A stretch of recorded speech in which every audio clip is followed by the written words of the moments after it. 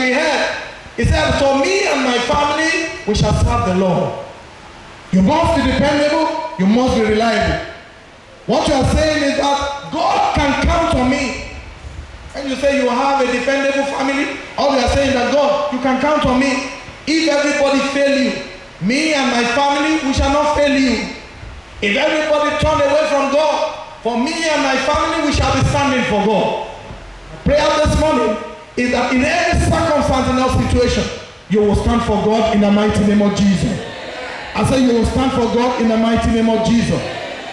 A dependable family is one that one could count on to carry out an instruction or assignment without the fear of failure. You are almost sure that the assignment will be done. God does not have to look back and say, oh, has he done it? Let me see what level he has done it. He's so sure that you will do it. He has counted you as worthy, and he knows that you will do it. Just like Paul said in 2 Timothy chapter 1 verse 12. 2 Timothy chapter 1 verse 12. He said, for the which cause I also suffer these things. Nevertheless, I am not ashamed, for I know whom I have believed and am persuaded that he is able to keep that which I have committed unto him against that day. That was Paul giving his own account. That was his testimony. He said, I know God. I have my reliance on him. I know he will never fail me. I know I'm so persuaded in my spirit. I know him by sight. I am not ashamed by his name. That was a man who was reliable. That was a man who was counted dependable unto God. He said he knows God. He said he knows God. A man who knows God must do his will, execute his will perfectly. Our God is a dependable God, is a reliable God. When anything is committed into his hand, you can go and sleep, for he can never fail. Just like God can never fail you. We should also have the attitude that we will never fail God. My family will never fail God. When my children are there outside this country, I'm so sure they will never join a bad gang.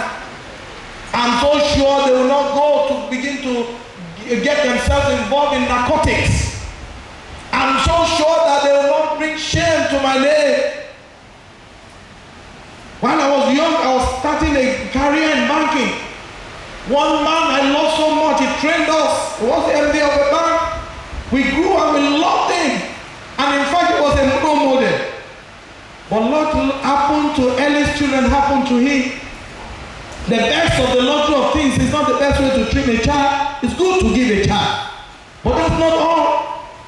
The Bible says the fear of the Lord is the beginning of wisdom. As many that want their children to be dependable, they must let their children have the fear of God. That's where it starts from.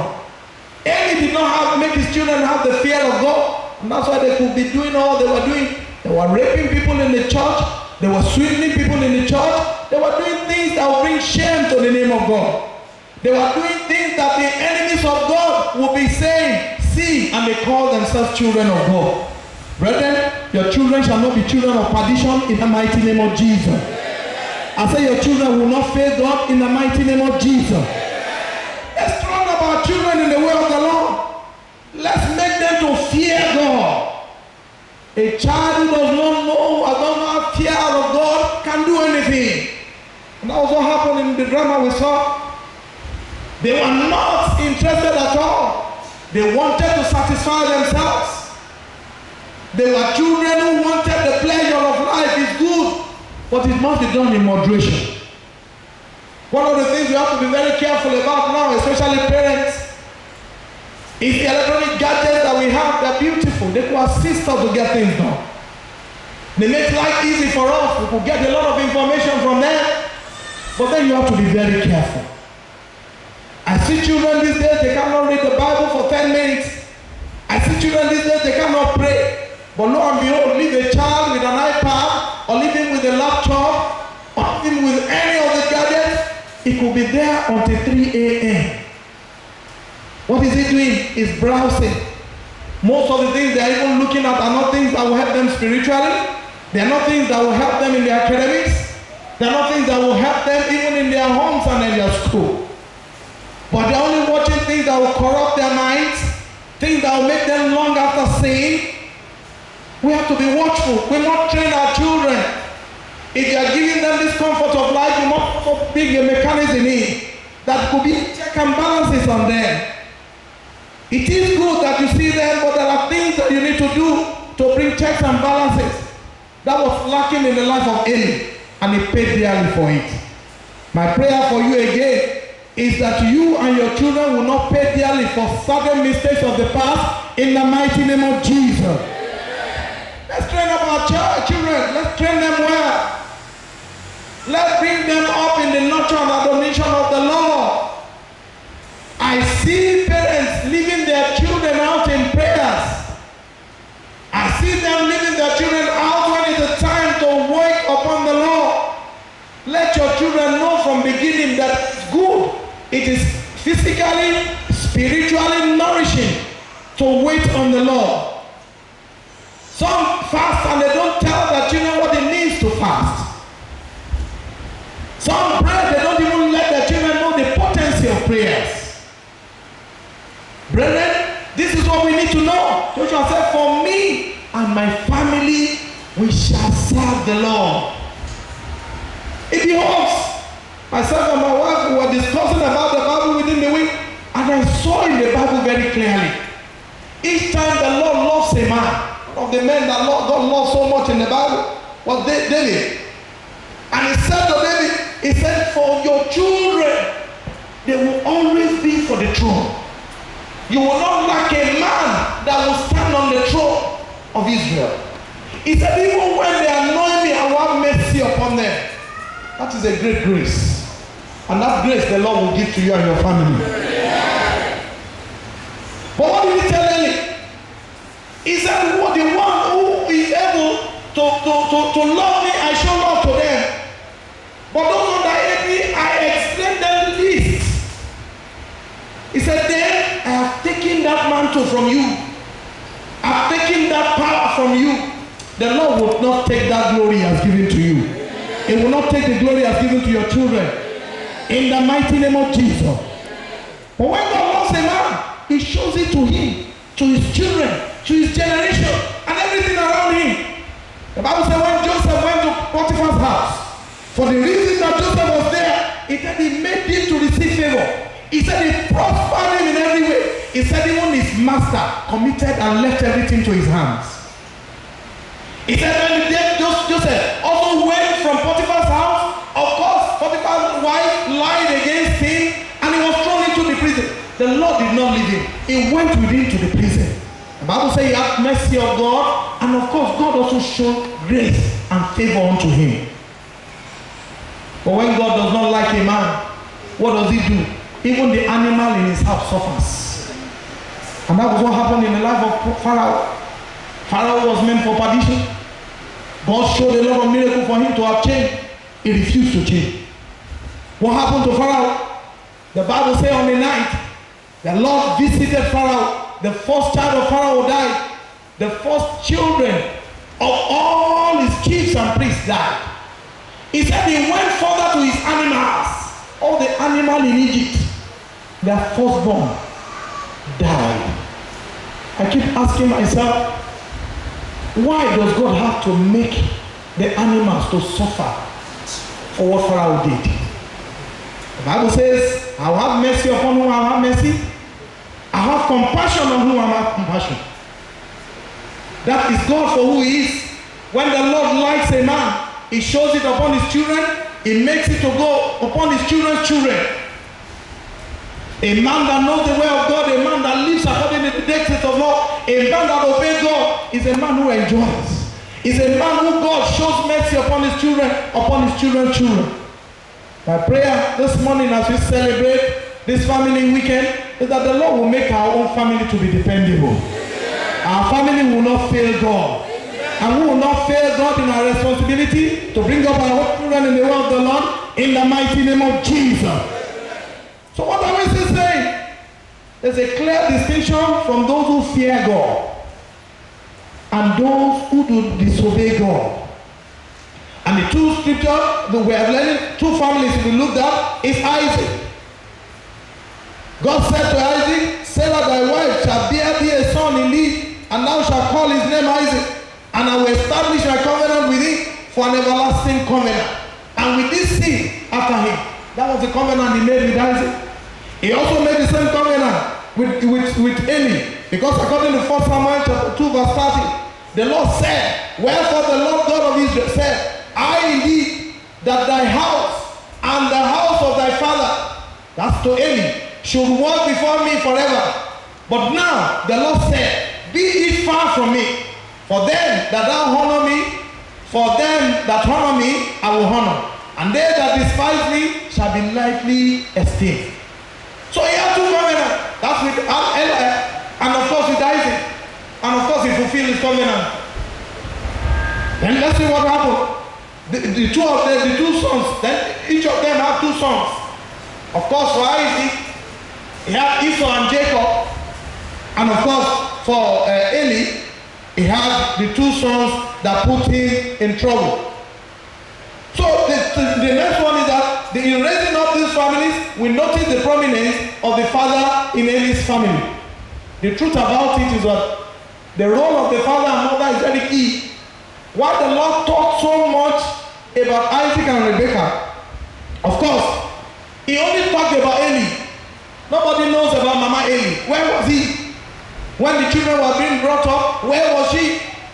When the children were misbehaving. And that's why parents should not leave the children to each other. The father will say, I'm so busy. I'll keep making money, providing all your needs. That's good. But he will leave all the responsibility to train up the children to the mother. Brother, let me tell you something. There's a role that a father must play in the house. There's a role that a mother must play in the house. The mother will try as much as possible to also duplicate what the father will do, but I tell you, she can't do it exactly the way the father will do it. Even if you have a very good, tender, wonderful father, there's no how she can take the role of the mother. No matter how good a father is, no matter how caring a father is, there's no how a father can breastfeed a child. Nature has not made it so. God himself has not made it so. So there's a role of the father. There's a role of the mother. They must complement each other. They must do their responsibility. When one defaults, it affects the children. That's the truth. But you must complement each other. You must ensure that you bring up the children well. And that's why, as much as possible, you try not to separate the child from the father and mother. Some will say, well, the father and mother, they are separated. So the father is somewhere, the mother is somewhere. They're still lacking something somewhere. I pray that our homes will not be separated. No wonder the word of God says, he hates separation. That's the word of God. He did not use, I dislike it. He said, I hate. It's a very strong word. God hates separation. Even if man and woman will agree to separate, God does not agree. Each time we're doing a counseling and we're doing marriage, we'll tell them God hates separation. So that's why when we're going into a marriage, it's a close-end relationship. There's no alternative. There's no alternative when you're getting, okay, maybe if it doesn't work, I'll try this way. There is no alternative with God. Once you have concluded the marriage, you have solemnized it, God is with you there. Even when the two other physical parties agree to it, God, who is the major partner, will not agree to it. That's why we must keep our homes. That's why when we are going into that marriage, we must pray to God. And that's why I pray this morning that every marriage that is not according to the word of God here this morning, the Lord will correct in the mighty name of Jesus. But please, let's bring our children up in the way of the Lord. The two of them have two children, while Eli had Phinehas and Ophni. Isaac had Esau and Jacob. Then in raising up these families, we notice the prominence of the father in Eli's. Of course, he talked about the father, Eli, but he never spoke about the mother. But Isaac, we keep hearing about Isaac and Rebekah. God already told them before they had of the children, he had a covenant with them. And God said, look, you have two nations in your belly. Your wife will be conceived and she will have two nations there. He said that the two of them, the younger one, will rule over the elder one. And the elder one will serve the younger. That was the word. So even when Isaac knew about the word and was going to cast away the word, he said to Esau, go prepare me a meal. I'm about to die. I'm old. Let me give you the last blessing. Rebekah had the word, and she remembered what the Lord had said to her or to her husband when before they got those children. That you have two nations, the one that is younger will rule over the elder. And he called the younger one, Jacob, come. I just heard what your daddy told your elder brother. Go prepare this very quickly. He helped him to prepare just to make the word of God to be fulfilled. And I pray for somebody here this morning. I pray that every prophecy concerning your children, every word of God concerning them, the Lord will make them to fulfill that in the name of Jesus. He wants to say, I love Isaac. Abi, it's God. So he showed preference over him. Why? It's not mine, it's the word of God. But the truth about it is that Rebekah had to fulfill the word of God that God said to them earlier on. But Eli, while Eli was chastising the children, the mother was not there to bring the children up in the way of the Lord. That's why we must bring up our children very well. Then Eli gave up so soon on his children. According to 1 Samuel chapter 3 verse 18, the Bible says, and Samuel told him every week, and hid nothing from him. And he said, it is the Lord, let him do what seemeth him good. That was the response of Eli. Of course, when Eli had failed God and with his children, God had to look the way of Samuel. Samuel was a very small child. In fact, the first time he heard the call from God, he did not recognize it was the voice of God. Until Eli told him, say yes, the servant listened, go on. And of course, God spoke with him. God stopped speaking to Eli, the big prophet, the wonderful man of God, but that failed to bring up his children in the way of the Lord. God left him lying. He looked for himself a man that is called Samuel, a young man. He brought him up and he began to speak with him. And of course, after Eli knew that God had spoken to Samuel, he asked Samuel, what did he say? And Samuel devoured unto him all that the Lord had said to him. The Bible says he left nothing. He told him all. Rather than Eli, just like David did, then rent his clothes in arches, went before the Lord, and began to ask for mercy. Eli said, is it not God? Let him do what he wants to do. He gave up so easily on his children. You will not give up easily on your children in the mighty name of Jesus. That's what caused the children to die. That's what caused him to die too. And of course, that priesthood was taken away from him and his lineage. Why? Because he gave up so easily. But see, Rebekah and Isaac never gave up on their boys, and especially on God's intention for them. They never gave up. They continued. They continued. They continued. The Bible says, and the Lord said unto her, two nations are in thy womb, and two manner of people shall be separated from thy boys. And the one people shall be stronger, and the other people, and the older shall serve the younger.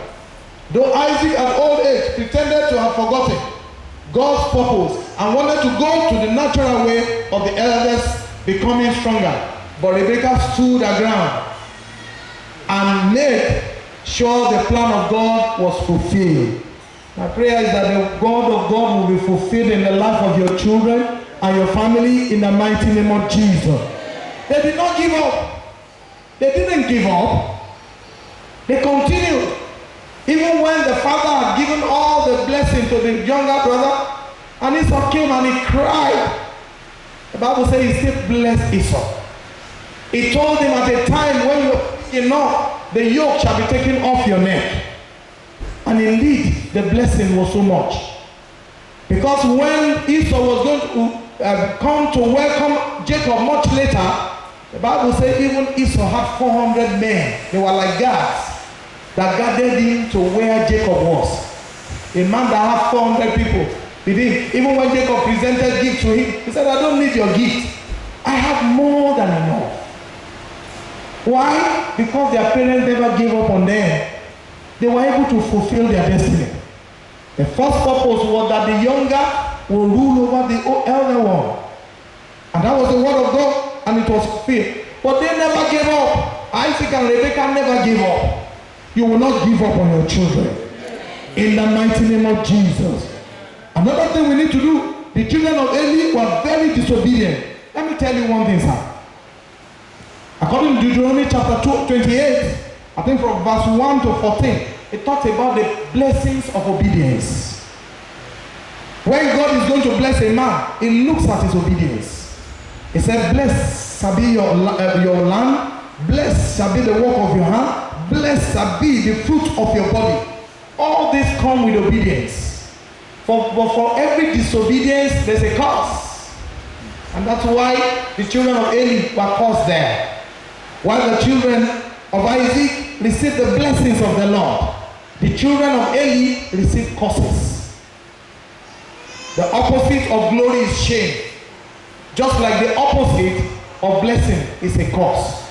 My prayer for you and your family this morning is that you will continually get the blessings of God in the mighty name of Jesus. And you will not receive any curse in the name of Jesus. If there's any curse that has been given as a result of your father, your grandfather's misdemeanor, the Lord will have mercy tonight and he will wipe it away with the blood of Jesus. I thought I would hear a better amen. So if one man sin against another, the judge shall judge him. But if a man sin against the Lord, who shall entreat for him? Notwithstanding, they hearkened not unto the voice of their father, because the Lord will slay them. But the sons of Isaac were obedient. Just like they said when they tried Pharaoh to make him see reason why he should release the children of Israel, the Bible says he continued make his heart to be hardened. And God had to say, don't worry, I know the reason why I created him. I created him for destruction. I created him that my glory be shown in him. My prayer for you and your children this morning is that the Lord will make you a showcase for his glory. You will not be a victim of the wrath of God in the mighty name of Jesus. But that's what God says about them. That's what he says about the children of Eli, that he will break them. He will break them because they were disobedient. He will slay them because they were obedient.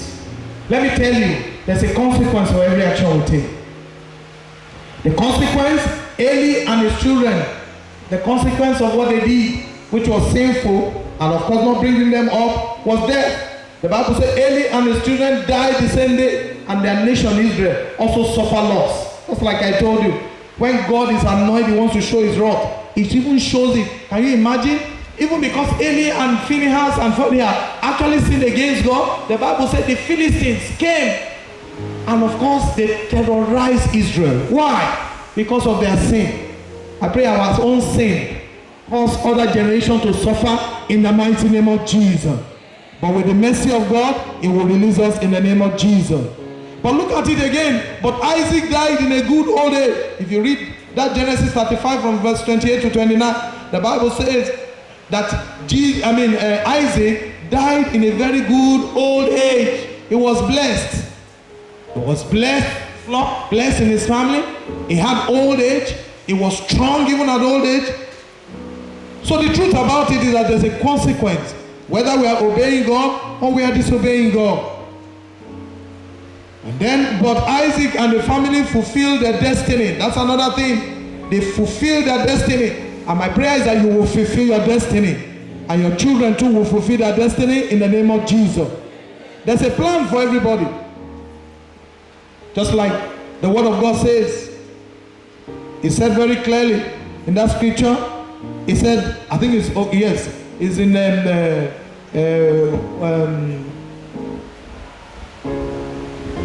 I remember now. You know, he talked about it that the man was born for a purpose. The reason why he created him was for a purpose. And then he said he made him to be a priest from his father's home, or mother's womb. He said he created him to be what? To be a what? A priest unto him, a prophet unto him. So for you, for me, there's a purpose when we are created. My prayer is that we will fulfill our destiny in the mighty name of Jesus. I said we will fulfill our destiny in the mighty name of Jesus. God caused Eli's family, according to 1 Samuel chapter 2 from 36.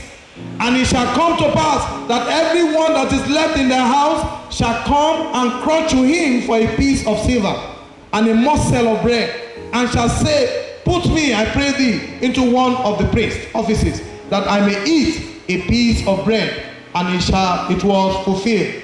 Look at the man that was created to be a priest. At that point in time, to be a priest, everything they brought for burnt offering, everything they brought for the house of God, he will be the one to decide where he goes. He will be the one to say, where do we appropriate this and that. The one that God does not give him specific instruction, he has the responsibility to attach it to what he wants to be done. But there and then, because of the cost, the Bible says anyone in his house, they will go to beg. That shall not be your portion in the mighty name of Jesus. That's what they're saying. He said they will go to beg bread.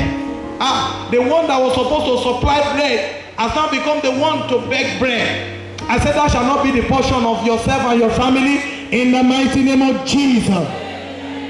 But Isaac and his children were blessed to the extent that even Esau, who was supposed to serve his twin brother, went with 400 bodyguards to receive him back home. And the messengers returned to Jacob, saying, we came to thy brother Esau, and also he cometh to him to meet thee, and 400 men with him. That is the testimony of Esau. Even that Esau that was supposed to be the one to do what? To serve his brother. But he had more than enough. That is the blessings of obedience. My prayer this morning is that as we obey the Lord, the blessings of God will continue to increase in our homes and our families in the mighty name of Jesus. But what are we saying in conclusion? What kind of family is yours? That's the question that we should ask ourselves now. What is the kind of family that we have? Is it the family that glorifies God? Or is it the one that brings shame to God? My prayer this morning is that many families that are bringing shame to God, the Lord will turn them things around and they'll begin to bring glory to God in the mighty name of Jesus. Can God depend on you? Daddy and mommy, what about your children? What about the children that the Lord has given to us? If there's a child that wants to be a child that does not want to go the way of the Lord, we need to pray. There's nothing that says parents should not fast and pray with their children. There's nothing to say that you need to wake up the child very early hours of the day from midnight and say, children, we have to pray. This is the purpose for which you have to pray. You must make the child know what the consequences of his action is. You must begin to bring up the child when he's still small. Read the word to the child. Pray with the child. Wait upon the Lord with the child. Sing praises unto the Lord with the child. All you are saying is that, God, I cannot bring up this child myself. I am bringing back the child back to you. Please bring him up for me. That's what the mother of Samuel did. He took him to a man of God because he had made covenant with the man of God. When you give me a male child, I will return the child back to you. The woman knew that he cannot bring up that child that was given to her by God. He can only return the child back to God so that God could train up the child. And Samuel became a man after God's heart. He became a man that was able to lay on the throne, and of course God used him and his children for greater works. My prayer is that God will use you and your entire household for his good in the mighty name of Jesus. This is the end time. It's been very perilous nowadays. Will your family scale through this period without failing God? That's a question for us. Are you sure your children will scale this time? And our time is so easy, it's not. In fact, there are little distractions. There's no DSTV that can sway a child into becoming a porn candidate. At that point in time, you cannot go out to the internet and look at everything you want to see. They are not even supposed to see. At those points in time, children were being guided very well. In fact, what comes out of the electronic media was control. There are certain things that you cannot put even in the print media. There are some printings that children cannot even have access to. But nowadays, our children are so free. If you restrict them physically, they go through the internet. If you restrict them at home, they go through their friends. If you restrict them through there, they know other forms to get it. The pressure is much, but the sins are multiplying. The enemy is a bad devil. He's looking for who to devour. My prayer is that our family will not be a victim of the enemy in the mighty name of Jesus. But let's be sure that our children are not failing God. Let's be sure that we are training them in the way of the Lord. In support of the good education they are receiving, let's also spare time for them. It's good to give them good clothing. It's good to give them good accommodation. It's good to give them good food. But it's also better to give them the word of the Lord. You must serve it to them hot. You must serve it to them deliciously. Let them know that there's somebody called God. Let them know that there's something called sin. Let them know that the wages of sin is death. Let them know that they need to live a life. Let them know that there's a consequence for all their actions. We must be good examples for them. Don't be like the parents that will say, children, go to church. Go pray for me. In fact, some will even take their children to church. I know a friend long ago, he would take his wife and the children to church. He will make sure they walk into the church. He will go home, go to sleep, set his alarm to the time they will close in church. He will make sure that the alarm wakes him up. He takes the car, go there to pick them again. But he never entered church. I don't know whether he has, but a long time ago, whether he has reconciled with God now. Parents, we need to reconcile with God. We must make sure that we carry our children along. Eli did not carry his own children along, and he paid dearly for it. Please let us retrace our steps, because God is depending on us to fulfill his purpose in this end time. You are the representative of God here on earth. You are the custodian of those children that the Lord has given to you. There's no how you can love the children more than God who gave the children to you. There's no how you can provide for them more than God who gave those children to you. And that's why we must refer them back to God. Train up the children. Teach them the way they should go. Have time for them. Give time to them. Let them see you as models. Let them see us as people who are reliable. Then they now become dependable. I pray the Almighty God will help us in the mighty name of Jesus. Shall we rise on our feet this morning? Let's rise on our feet this morning. As the choir will take us on this song. Lord, prepare me a sanctuary, pure and holy, tried and true, with thanksgiving, I'll be a living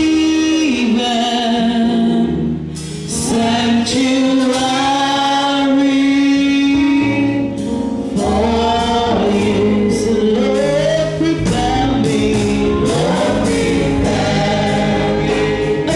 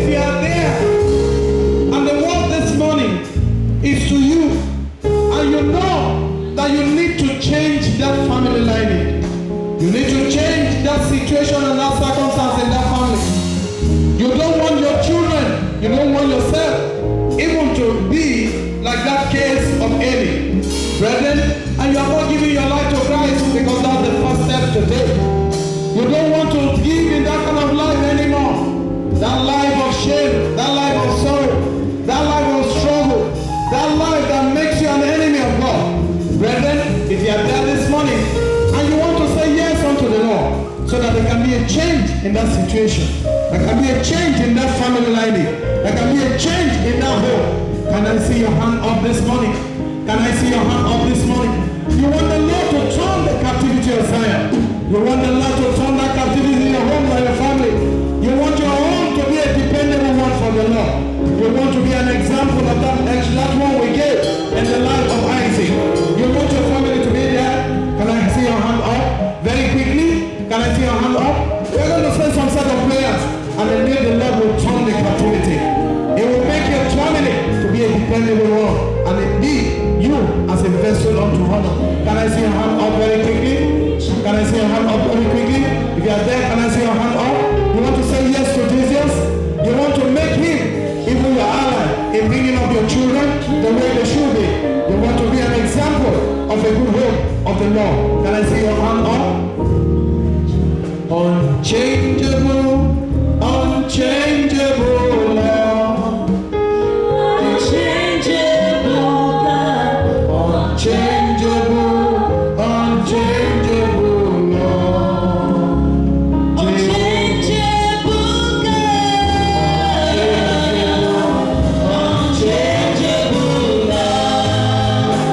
Unchangeable God.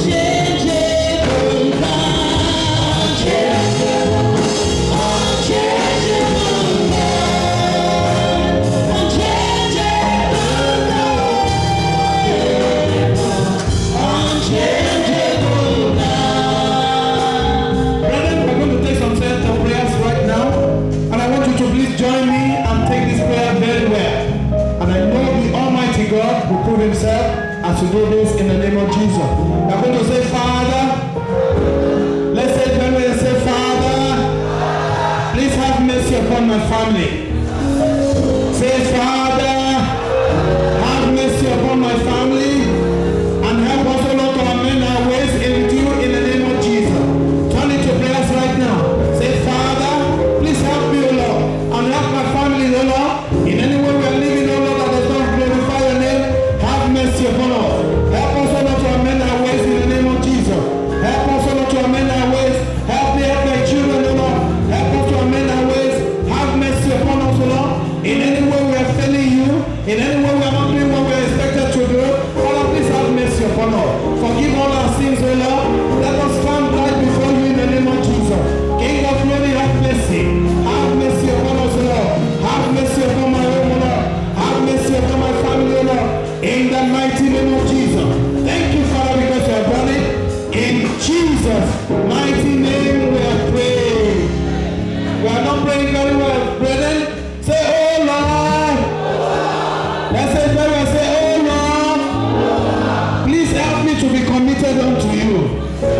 Say, Father, help me and my family, O Lord, to be committed unto you.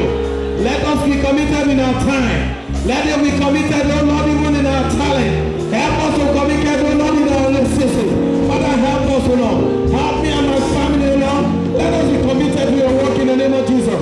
Let us be committed, O Lord, to do your will in the name of Jesus. Help us and we'll be obedient unto you.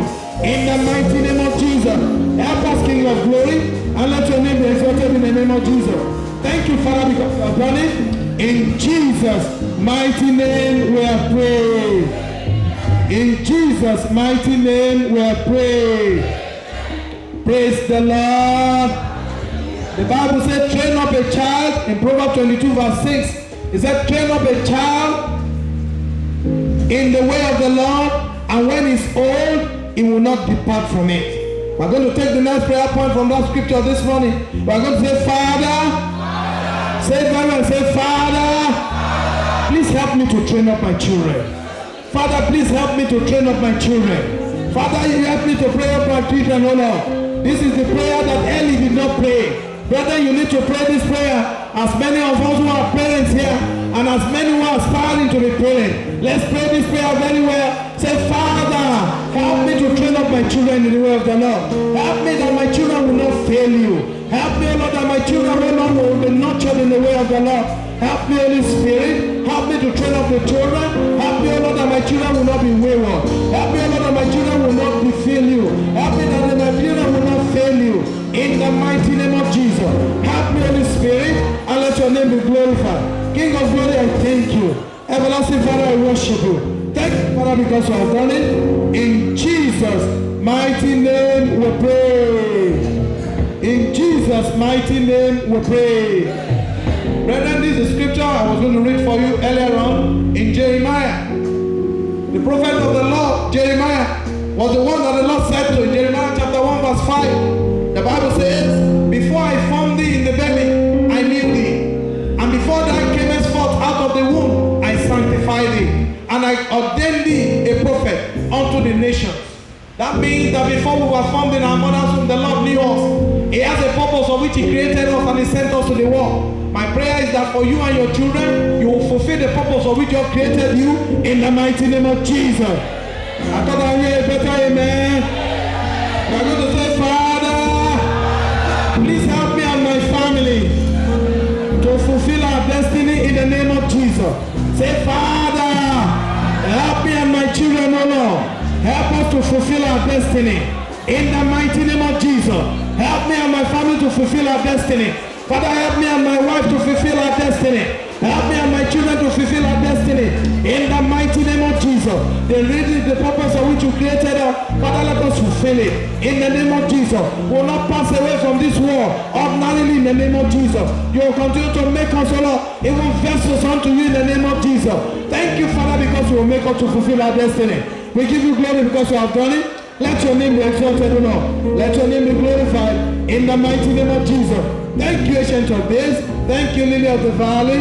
We worship you, O Lord. We magnify your name. In Jesus' mighty name we pray. In Jesus' mighty name we pray. Brethren, we are going towards the second to the last prayer point now. And we need to pray these prayers very well. One thing that is very clear from the lineage of Eli is that the sin of his two children make him to sin, and therefore the Lord, rather than give them blessing, they were cursed. I pray we will not be cursed in the mighty name of Jesus. That curse was not only on them, it's open for their unborn children. And that's where we're going to take the prayer point from. When we look at 1 Samuel chapter 2 verse 33, the Bible says, and the man of thine, he said, and the man of thine, the Lord was telling Eli, whom I shall not cut off from thy altar, shall be to